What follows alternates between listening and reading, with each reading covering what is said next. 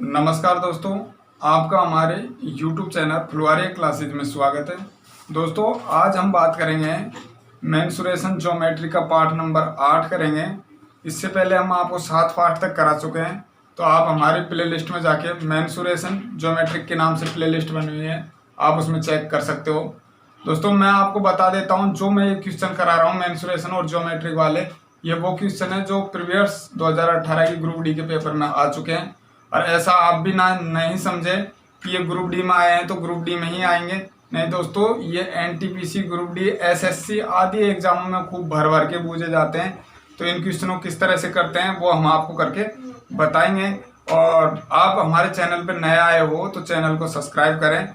और मैं आपको बता देता हूँ दोस्तों, आपको निश्चित रूप से ही यहाँ से कुछ सीखने को मिलेगा, तो वीडियो पूरा देखें। और चलते हैं क्वेश्चन की ओर।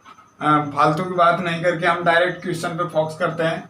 तो क्वेश्चन क्या है, इससे पहले जो हम क्वेश्चन करा रहे थे, हम आपको समचतुर्भुज, त्रिभुज आदि के आधार पर करा रहे थे। अब हम जो क्वेश्चन कराएंगे आपको घनघनाभ, आयताकार या वृत्ताकार वाले क्वेश्चन कराएंगे। तो चलते हैं क्वेश्चन की ओर। क्वेश्चन क्या है, आप हमसे पहले बनाने की कोशिश करें और हमें उम्मीद है आप ऐसा करेंगे, बनाएंगे। तो चलते हैं क्वेश्चन की ओर। मैं क्वेश्चन पढ़ के सुना देता हूँ क्वेश्चन क्या है।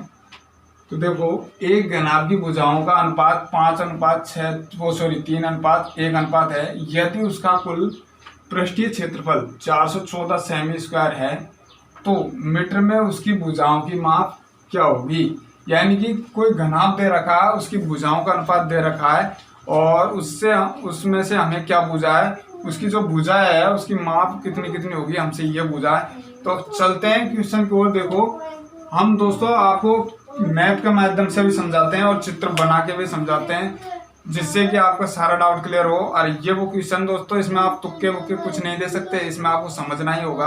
आप चाहो कि इसमें कोई ट्रिक व्रिक लग जाए तो कोई ट्रिक काम नहीं आती है दोस्तों, तो आपको ऐसे क्वेश्चन में समझना ही होगा। तो दोस्तों, घनाभ किस तरह का होता है, ये देखो, ये रहा घनाभ, जो कि एक आयताकार होता है लेकिन उसमें डबल लगा रहता है। ये देखो, ये रहा आपका घनाभ। ये हमने आपके सामने घनाभ बना दिया। तो मैप के माध्यम से भी आपको समझना जरूरी है। अब इसमें ये इधर बन चुका है थोड़ा, यहाँ देखो, तो आपको मैप के माध्यम से समझ जाओगे। घनाभ एक तरह की ईंट देख लो, क्या होती है, ईंट, वो एक घनाभ का ही रूप होता है। अब मान के चलो ये हम आपको घनाभ बना दिए हैं। तो लंबाई क्या है इसकी, 5 जो आपको लिखी हुई है, 5x ये रही लंबाई। इसमें आप ये जानते होंगे, पहले मैं वो लिख के बताता हूँ। ये लंबाई है और ये वाली है वो क्या है, चौड़ाई है यानी ब्रेथ है। और ये क्या है, ऊंचाई है। ये क्या है, ऊंचाई। दोस्तों, ये है ऊंचाई, ये है चौड़ाई और ये है लंबाई, जो आपको दे रखी है क्या, 5x, 3x और 1x। तो हम यहाँ लिख सकते हैं कि भुजाओं का अनुपात दे रखा है, क्या दे रखा है भाई, लंबाई बराबर क्या है, 5x। मैप के माध्यम से समझो, आपसे बिल्कुल गलती नहीं होगी और आप समझ जाओगे तो आगे से क्वेश्चन पूरे बनाओगे। हम आगे क्वेश्चन 2-3-4 क्वेश्चन और लेंगे, वो भी आपसे कराएंगे।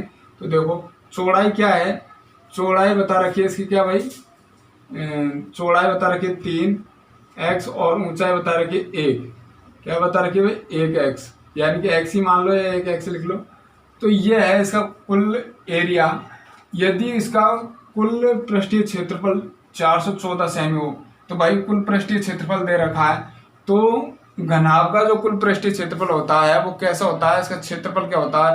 पहले तो आपको घनाभ का कुल पृष्ठीय क्षेत्रफल याद होना जरूरी है, क्या होता है। तो देखो, घनाभ का कुल पृष्ठीय क्षेत्रफल क्या होता है, पृष्ठीय क्षेत्रफल किस तरह निकालते हैं। तो कुल पृष्ठीय क्षेत्रफल दे रखा है घनाभ का, हमारे सामने क्या दे रखा है भाई, 414। क्या दे रखा है, घनाभ का कुल पृष्ठीय क्षेत्रफल 414 दे रखा है। तो घनाभ का कुल पृष्ठीय क्षेत्रफल का सूत्र क्या होता है, 2 into length plus breadth, 2 into length into breadth और breadth into height, height into length. अब दोस्तों, ये क्या है, एल है लंबाई, हम आपको बता चुके हैं, हिंदी में भी लिख देता हूँ। देखो, ये है लंबाई और ये है चौड़ाई और ये है ऊंचाई। यहाँ तक क्लियर है। अब जो L है वो लंबाई है, B है वो चौड़ाई है और H है वो ऊंचाई है। यहाँ तक क्लियर है आपको। जो इसके बराबर में ये हम सेट करेंगे क्या, 14। तो अब हमारे पास कुल क्षेत्रफल दे रखा है, तो क्षेत्रफल बराबर हम क्षेत्रफल कर सकते हैं, इस बात से आप भी परिचित होंगे। तो हम करते हैं, देखो अब हमारे बराबर इसके बराबर जो क्षेत्रफल है घनाभ का कुल पृष्ठीय क्षेत्रफल है, इसके बराबर क्या दे रखा है 414 दे रखा है। तो आप बताओ जब लंबाई 5x है और चौड़ाई 3x है तो हम क्या करेंगे, ऐसे कैसे लिखेंगे, देखो 2 तो आगे चलेगा ही चलेगा, ये इसका कुल पृष्ठीय क्षेत्रफल होता है, क्षेत्रफल होता है किसका, घनाभ का कुल पृष्ठीय क्षेत्रफल का सूत्र होता है 2 into length plus breath plus height और हाइट प्लस लेंथ, ये होता है। अब आप देखो लेंथ क्या है 5x, तो हम 5x लिखेंगे, इंटू ब्रेथ क्या है 3, तो हम 3x लिखेंगे। ये हम आपको करके बता रहे हैं, ऐसा नहीं समझे कि क्वेश्चन काफी लंबा हो चुका है। दोस्तों क्वेश्चन लंबा होगा हालांकि, लेकिन आप समझ जाओगे तो आप जल्दी से कर सकते हो। तो ये होगा बी। अब प्लस लगाएंगे, जो प्लस है, अब बी क्या है हमारे पास, यानी ब्रेथ क्या, चौड़ाई क्या 3, तो हम 3 लिखेंगे, तो 3x ही लिखता हूँ लोग, 3x। और फिर क्या है, ऊंचाई क्या है 1, तो 1x ही रहेगा। प्लस लगाएंगे, ऊंचाई क्या है 1, h की जगह पे क्या लेंगे हम, h ऊंचाई लेंगे, तो h ऊंचाई क्या है x, और लंबाई क्या है, लंबाई है हमारे पास 5, तो हम करेंगे भाई 5x। इसके बराबर क्या हो चुका है 414 हो चुका है, यहाँ तक क्लियर है। अब आप बताओ 2 से हम इसको काट सकते हैं 414 को, तो 2 बार और 0 और 7 बार, यानी कि 207, क्या होगा 207 बार गया। अब आप गुणा करके इन्हें सेट कर लेते हैं, देख लेते हैं, तो 5 15x, क्या होगा भाई 15x plus 3x plus 5x, क्या होगा भाई 5x। अब आप इन्हें जोड़ो, हम इन्हें जोड़ेंगे, जो इसके बराबर क्या होगा 207 होगा। अब आप इन्हें जोड़ोगे 15 और 5 क्या होगा 15 और 5 20 और 3 23, तो हम कह सकते हैं 23x स्क्वायर, क्या होगा 23x स्क्वायर होगा। भाई जोड़ेंगे तो क्या होगा 23x स्क्वायर होगा। अब जब 23x स्क्वायर हो चुका है, आप बताओ 23 स्क्वायर x हो चुका है, तो ये किसके बराबर होगा 207 के बराबर होगा। तो आप x स्क्वायर का मान निकालने के लिए हम क्या करेंगे भाई, x स्क्वायर का मान निकालेंगे 23 से हम 207 को काटेंगे तो कितनी बार जाएगा, आप जानते हो 10 से मल्टीप्लाई करते 23 को, 200 क्या हो जाता है 30 हो जाता है। तो ये 23 घटा देंगे तो हमारे पास क्या मिलेगा 207 मिलेगा, तो हम कह सकते हैं ये 9 बार कटेगा। इस तरह से हम डायरेक्ट अंदाजा लगा सकते हैं, तो क्या होगा ये तो 9 होगा, तो हम कह सकते हैं x स्क्वायर बराबर 9 होगा, तो x बराबर क्या होगा भाई, x बराबर 3 होगा। यहाँ तक क्लियर है भाई, x बराबर 3 होगा, ये यहाँ तक आपका क्लियर हो चुका। तो x का मान जब हम 3 निकाल चुके हैं, तो हमसे क्या पूछा, मीटर में उसकी भुजाओं का माप। तो जो मीटर में उसकी भुजाओं का माप भुजा है, तो ये क्या थी, वो भुजाई तो थी, ये लंबाई चौड़ाई ऊंचाई। तो हम कह सकते हैं x बराबर 3 है, तो x का मान यानी कि 5x, तो हम कह सकते हैं 5 को 3 से मल्टीप्लाई करेंगे तो 15 क्या होगी इसकी लंबाई, और 3 को हम जब 3 से मल्टीप्लाई करेंगे तो 9x, यानी कि हम कह सकते हैं 9 होगी क्या इसकी चौड़ाई, और 3 जब x की जगह पे 1 लेंगे तो 3 क्या होगी इसकी ऊंचाई। तो फिलहाल इसका आंसर क्या निकला, आप बताओ। लंबाई निकली इसकी क्या 15 मीटर, मीटर में ही पूछा हमसे कि मीटर में उसकी भुजा, तो 15 मीटर। और चौड़ाई क्या निकली इसकी, चौड़ाई निकली 9 मीटर, और ऊंचाई क्या निकली इसकी, ऊंचाई निकली भाई 3 मीटर। तो ये क्या है इसका आंसर है।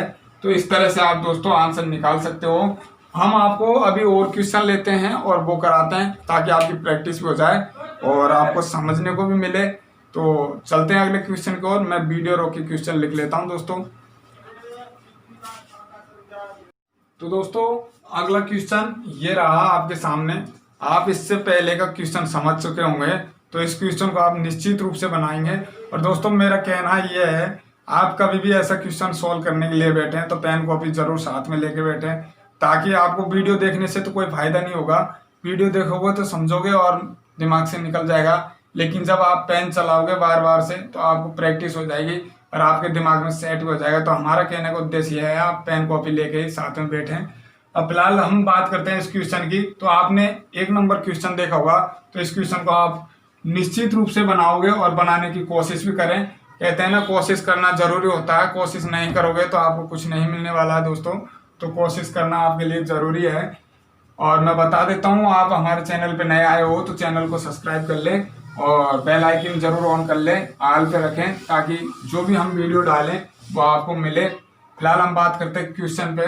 तो क्वेश्चन क्या है, देखो 12 सेमी लंबा और 8 सेमी चौड़ा तथा 6 सेमी ऊंचा एक आयताकार बक्सा बनाने के लिए कितने क्षेत्रफल का कार्डबोर्ड चाहिए। तो दोस्तों इससे पहले हमें जो क्वेश्चन कराया था उसमें क्षेत्रफल दे रखा था और इसमें हमें क्षेत्रफल पूछा है, लंबाई चौड़ाई ऊंचाई तीनों दे रखा है, तो आप निकाल सकते हो उस क्वेश्चन को समझ चुके होंगे। तो आप देखो आयताकार बक्सा है, तो आपको मैं पहले भी बनाया था। आयताकार बक्सा किस तरह का होता है, इस तरह का होता है जो हम बनाए थे, तो हम दोबारा से बना देते हैं आपके सामने। ये लो आयताकार ये बक्सा बना दिया हमने।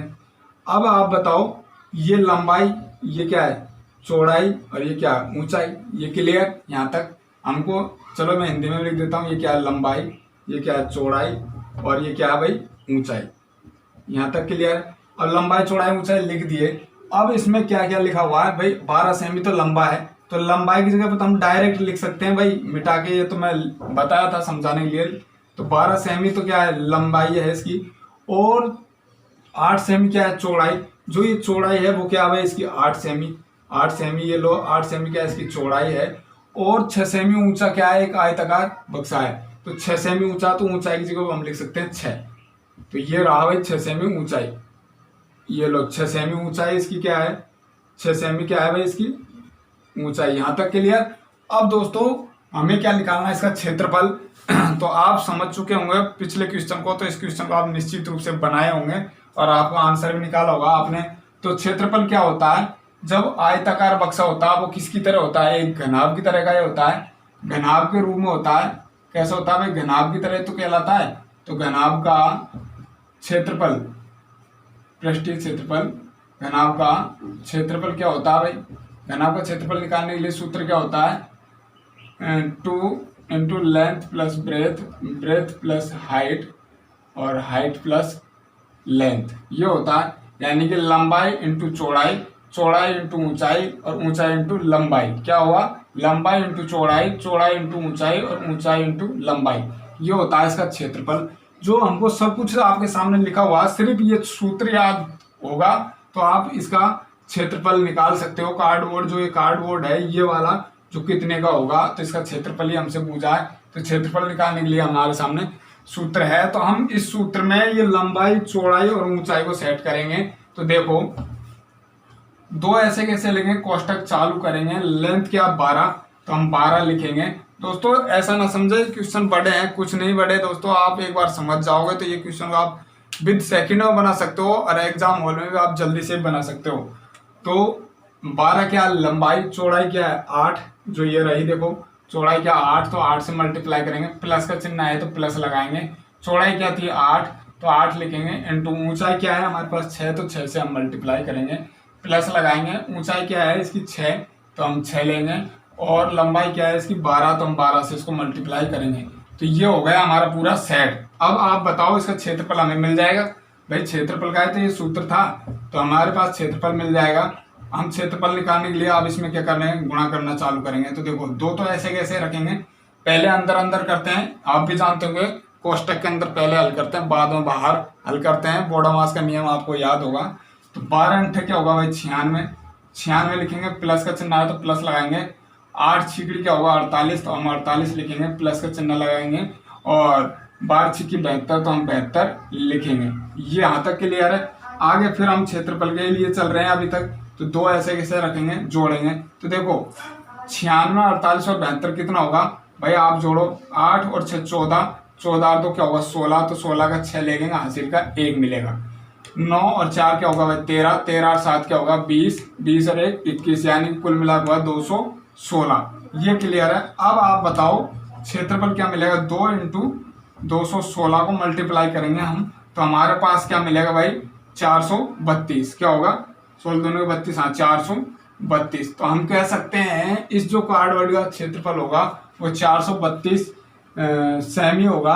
क्या होगा 432 होगा। हम इसका आंसर डायरेक्ट से कह सकते हैं 432 होगा।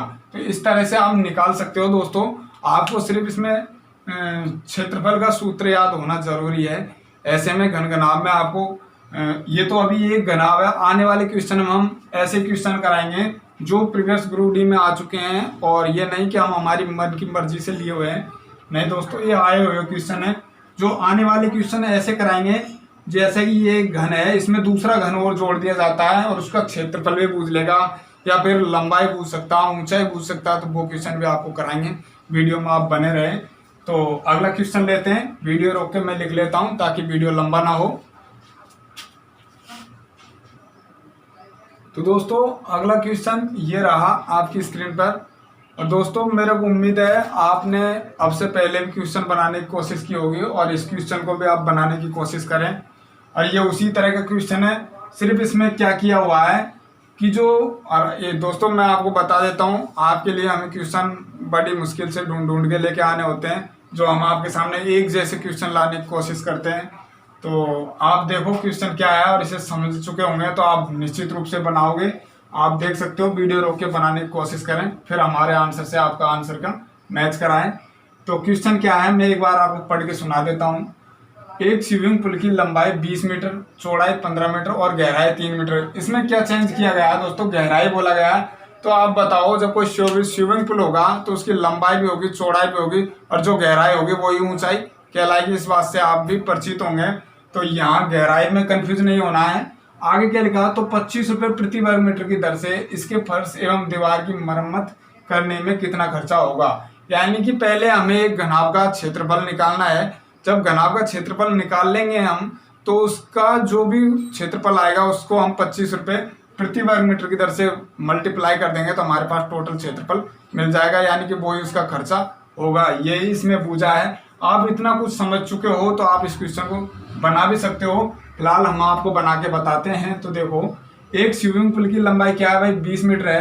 तो स्विमिंग पूल किस तरह होता है, ये आयताकार स्विमिंग पूल है, जिसमें जहाँ तक आप जान चुके हो जब लंबाई और चौड़ाई और गहराई दे रखी है, तो ये बात तो निश्चित है भाई, लंबाई अधिक है, चौड़ाई कम है और गहराई कम है। तो आप ये बात से तो निश्चित परिचित होंगे कि भाई ये है वो एक आयताकार स्विमिंग पूल है। तो ये एक आयताकार हमने स्विमिंग पूल बना दिया। देखो, ये एक आयताकार स्विमिंग पूल बना दिया। दोस्तों ये उसी तरह का क्वेश्चन है, सिर्फ समझने की बात है। आप समझ जाओगे तो ये देखो, ये रहा, ये इसकी लंबाई रही, ये वही चौड़ाई रही, ये ऊंचाई रही, जो आपको ऑलरेडी क्वेश्चन में दे रखा है। और आप क्षेत्रफल हमने आपको इससे पहले के क्वेश्चन में निकाल के दिखाया, तो आप क्षेत्रफल निकाल सकते हो। तो इसका भी क्षेत्रफल निकालो और उस क्षेत्रफल से हमें 25 रुपये प्रति वर्ग मीटर की दर से उससे यानी गुणा करना है। हमारा टोटल खर्चा दे देगा भाई, कितना खर्चा होगा। तो लंबाई की जगह हम लंबाई की जगह पे लिखेंगे क्या भाई, 20 मीटर है, यहाँ तक लो। दोस्तों मैप के माध्यम से समझोगे, कभी गलती नहीं होगी। और मेरा कहना यह है, आप पेन कॉपी साथ रखें। और चौड़ाई क्या है भाई, चौड़ाई में इधर देखो, इधर लिखता हूँ, चौड़ाई बराबर क्या है भाई 15 मीटर, और क्या है गहराई क्या है 3। तो जो ये गहराई है भाई, ये गहराई है यानी कि हाइट, ये क्या है 3 मीटर। तो गहराई, तो ये आपके सामने हमने एक मैप बनाया समझाने की कोशिश के लिए। वैसे नहीं तो करना चाहते तो हम डायरेक्ट क्षेत्रफल का सूत्र लगाते, घनाभ का पृष्ठीय क्षेत्रफल का सूत्र लगाते और आपको करके आंसर निकाल के दे देते। तो ऐसा कुछ नहीं होता दोस्तों, समझना बेहद जरूरी है ऐसे क्वेश्चनों को। इसमें आपको मैं बोल चुका हूँ, कोई तुक्के कोई ट्रिक ब्रिक काम नहीं करती है। ऐसे क्वेश्चन को आपको समझना ही होगा। तो अब फिलहाल हम क्या करेंगे, हमें जब घनाभ का ये जो एक बना हुआ है, क्या स्विमिंग पूल बना है, ये घनाभ की तरह है, तो हमें क्या चाहिए, घनाभ का पृष्ठीय क्षेत्रफल चाहिए। तो घनाभ का पृष्ठीय क्षेत्रफल का सूत्र हम इससे पहले भी लिखा चुके हैं आपको। घनाभ का जो पृष्ठीय क्षेत्रफल है, यानी कि जो टोटल पृष्ठीय क्षेत्रफल है, इसका सूत्र हम आपको लिखा चुके हैं। वो क्या है भाई, 2 into length plus breadth, breadth plus height, और हाइट प्लस क्या होगा भाई लेंथ। ये मैं बता चुका हूँ। लंबाई चौड़ाई, चौड़ाई लंबाई, और लंबाई ऊंचाई और लंबाई ये होता है, ये मैं आपको बता चुका हूँ। तो आपको आपके सामने सब कुछ लिखा हुआ, लंबाई है, चौड़ाई है, ऊंचाई है। तो आप इसमें सेट करें और क्षेत्रफल निकालें और 25 से गुना करना है आपको। करना क्या है बस, तो चलते हैं हम करने के लिए। देखो क्षेत्रफल निकालेंगे तो 2 ऐसे कैसे लेंगे, लंबाई क्या है 20, तो 20 लिखेंगे, इनटू ऊंचाई क्या है, सॉरी चौड़ाई क्या है 15, तो हम 15 लिखेंगे, प्लस लगाएंगे। फिर देखो 15 चौड़ाई है और ऊंचाई क्या है इसकी 3, तो 3 से हम मल्टीप्लाई करेंगे, प्लस लगाएंगे। और ऊंचाई क्या है भाई 3, और लंबाई क्या है भाई इसकी 20, तो 20 से मल्टीप्लाई करेंगे। ये लो दोस्तों, हो गया आपके सामने। अब देखो 15 को 20 से मल्टीप्लाई करा तो 15 दूनी का 30 यानी कि 300, और 15 45, और 20 दिया 60 ये रहा। अब आप बताओ क्या आ चुका है आपके सामने। 300 मैं डायरेक्ट लिख रहा हूँ, 300 और 60 कितना होगा, 360 और 45 यानी कि 405। क्या होगा भाई, 405 होगा। अब 405 हुआ तो 2 को हम 405 से मल्टीप्लाई करेंगे तो हमारे पास टोटल जो क्षेत्रफल निकलेगा इसका, मैं डायरेक्ट यहाँ क्षेत्रफल लिख रहा हूँ दोस्तों, यहाँ भी लिख देता हूँ, लोग बार बार से लिखने की कोई जरूरी नहीं है। तो क्षेत्रफल 405 से हम जब मल्टीप्लाई करेंगे 2 को तो हमारे पास क्षेत्रफल क्या मिलेगा, 810। ये इसका क्या होगा, क्षेत्रफल होगा वर्ग मीटर। ये इसका क्या होगा भाई, क्षेत्रफल होगा। तो हमसे क्या पूछा है भाई, 25 रुपये प्रति वर्ग मीटर की दर से इसकी दीवार की मरम्मत करने में कितना खर्चा होगा। तो अब टोटल खर्चा आप निकाल सकते हो। जब 805 हमारे पास जो ये एक स्विमिंग पूल था, इसका टोटल क्षेत्रफल हमारे पास आ चुका है क्या, 810 वर्ग मीटर। तो हम 25 रुपये प्रति वर्ग मीटर की दर से मल्टीप्लाई कर देंगे तो वही टोटल हमारे पास खर्चा आ जाएगा। भाई कितना खर्चा बैठेगा इसमें, तो हम वही हमें निकालना है। तो अब आप देखो 810 को सॉरी हाँ 810 को हमें क्या करना है भाई, 25 से मल्टीप्लाई करना है, क्योंकि प्रति वर्ग मीटर की दर से तो हमारा क्षेत्रफल आया था 810 वर्ग मीटर। तो 810 वर्ग मीटर को हमने 25 रुपये प्रति वर्ग मीटर की दर से मल्टीप्लाई करेंगे तो टोटल खर्चा मिल जाएगा। अब आप गुना करके देख सकते हो, 0 5 8 5 40 और 0 2 और 8 दूनी का 16। तो 0 5 2 10 की सुपर हासिल का यानी कि 20,250। क्या होगा भाई, 20,250 इसका क्या होगा, खर्च होगा। इतने रुपए इसमें खर्च होंगे, कितने, 20,250। तो मैं यहाँ से हटा के आपको यहाँ लिख देता हूँ। क्या होगा भाई, 20,250 का रुपए का इसमें खर्चा आएगा। तो ये क्या है इसका आंसर। इस तरह से आप आंसर निकाल सकते हो। फिलहाल हम अगला क्वेश्चन लेते हैं दोस्तों। इसी तरह का 1-2 क्वेश्चन और लेते हैं, वीडियो लंबी ना हो। हम अगले पार्ट में आपको और क्वेश्चन करा देंगे। फिलहाल एक क्वेश्चन और ले लेते हैं। तो चलते हैं दोस्तों, मैं वीडियो रोक के क्वेश्चन लिख लेता हूँ। तो दोस्तों अगला क्वेश्चन ये रहा आपकी स्क्रीन पर। हम अब से पहले आपको 4 क्वेश्चन करा चुके हैं। अब एक क्वेश्चन इस तरह का क्वेश्चन ले लिए हैं। ये क्वेश्चन मन की मर्जी से नहीं लिया है, मैं आपको बता चुका हूँ, ग्रुप डी में आ चुके हैं और आपने पेपर सोल्व किया होगा तो आप निश्चित रूप से जान चुके होंगे ये क्वेश्चन वही है जो हम ग्रुप डी के पेपर से लिए हुए हैं। तो क्वेश्चन क्या है, एक नियमित अष्टभुज में आंतरिक कोण और एक नियमित द्वादशभुज के आंतरिक कोण का अनुपात, यानी कि हमें 8 भुज और 12 भुज वाले एक क्या है वो है आंतरिक कोण निकालना है इन दोनों का। यानी कि 8 भुज वाले और 12 भुज वाले में हमें क्या निकालना, आंतरिक कोण कितने डिग्री होगा वो निकालना है और उनका अनुपात हमें बताना है, अनुपात क्या होगा। तो हम किस तरह से निकाल सकते हैं दोस्तों, इनका सूत्र चलता है। मैं आपसे पहले जो भी पार्ट कराया हूँ उनमें एक क्वेश्चन ऐसा लिया था, तो आप देख सकते हो। तो फिलहाल हम करते हैं अष्टभुज के लिए। तो अष्टभुज के लिए क्या करेंगे, सूत्र क्या होता है, सूत्र देखो n-2 180 डिग्री बटा n, ये होता है इसका सूत्र। जो आंतरिक कोण निकालने के लिए बोला जाए तो इस तरह का सूत्र होता है। ऐसा नहीं दोस्तों इसमें आंतरिक कोण ही निकलता है, आपको आंतरिक कोण भी दे दिया जाएगा बराबर में और आपसे भुजा यानी कि जो n क्या है, n क्या है भाई, जो n है ये है भुजाओं की संख्या। भुजाओं की क्या है भाई, भुजाओं की संख्या। तो आपसे भुजाओं की संख्या भी पूछा जा सकता है आंतरिक कोण देकर, तो ये भी हो सकता है दोस्तों। तो चलते हैं इस सूत्र के माध्यम से हम इस क्वेश्चन को सेट करते हैं। तो यहाँ बस हिंदी में लिखा हुआ अष्टभुज और द्वादशभुज यानी कि ये लिखा हुआ है। तो आप बताओ n का मान क्या होगा, 8। तो हम लिखेंगे 8 माइनस करेंगे 2, सूत्र में सेट कर रहे हैं इधर देखो, और 180 बटा n क्या है भाई 8। तो n के लेंगे हम 8 लेंगे। एक तो ये हमारा सेट हो चुका है अष्टभुज के लिए। अब अनुपात में पूछा तो हम दोनों के बीच में अनुपात लगाएंगे। और द्वादशभुज का क्या होगा, तो द्वादशभुज यानी कि 12 भुज, तो 12 में से हम 2 माइनस करेंगे जो सूत्र में है, और यहाँ भी लिखेंगे 180 डिग्री, नीचे लिखेंगे क्या भाई 12, n का मान 12। तो यहाँ तक क्लियर है। अब इसे काट पीट कर लो, आपका जो भी अनुपात है वो आपके सामने होगा। तो देखो फिर दोबारा से लिखते हैं, 8 से 2 घटा के लिखेंगे तो 6 × 180 डिग्री बटा 8, और इधर क्या होगा 12 से 2 जाएगा तो 10 × 180 डिग्री बटा 12। अब आप देखो हम काट सकते हैं, यहाँ से काटेंगे 180 से, तो 180 काट देंगे और 4 दूनी का 8, 4 तिया का 12। अब 2 को हम क्या काटेंगे भाई, 2 को काटेंगे हम किससे, चलो ऐसे मल्टीप्लाई कर लेते हैं। इधर होगा 20 और इधर होगा क्या भाई 18, ये होगा 18। तो हम कह सकते हैं ये होगा 9 और ये होगा क्या भाई 10। तो ये क्या है, इसका अनुपात है होगा। ऐसी तरह तो वज्र गुणा करते हैं हम भाई, हमने आपके सामने काट के बताया, इस तरह से किया तो 9 होगा, ये 10 होगा। तो हम कह सकते हैं जो अष्टभुज है उसमें अष्टभुज में आंतरिक कोणों का जो अनुपात था वो हमने काट के निकाला, तो लास्ट में क्या मिला हमारे पास 9 और 10। तो ये इसका क्या है, आंसर है। तो दोस्तों मेरे को उम्मीद है आपको वीडियो निश्चित रूप से अच्छी लगी होगी, और अच्छी लगी तो अपने दोस्तों के साथ शेयर करें। आने वाले वीडियोस में हम आपको साइंस के न्यूमेरिकल भी कराएंगे और जो साइंस वाले कुछ क्वेश्चन भी कराएंगे। तो दोस्तों चैनल को सब्सक्राइब कर लें और अपने दोस्तों के साथ शेयर जरूर करें। धन्यवाद दोस्तों वीडियो देखने के लिए।